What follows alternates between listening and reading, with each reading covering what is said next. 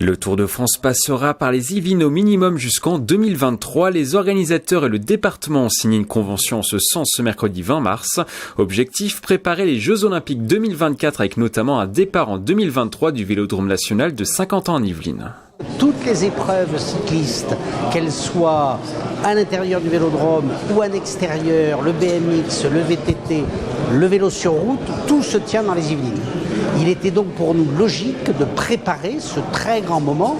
On ne reverra pas les Jeux Olympiques en France avant des décennies. Et donc, le département veut monter en puissance.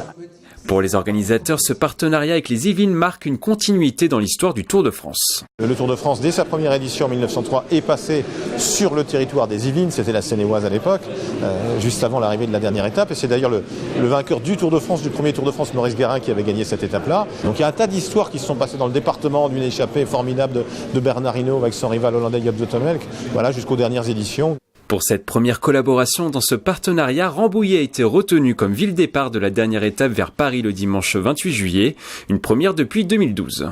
Donc on attend bien sûr beaucoup de monde, 40 000 spectateurs en 2012, on va essayer de battre le record. On attend du tourisme, on attend une image, Rambouillet est déjà connu au niveau international. La dernière étape est une des étapes les plus regardées du Tour de France.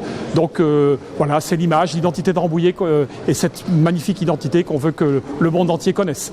Après Rambouillet, le peloton devrait passer par la vallée de Chevreuse, Jouan-Josas, Buc avant de quitter le département à Vélizy-Villacoublay.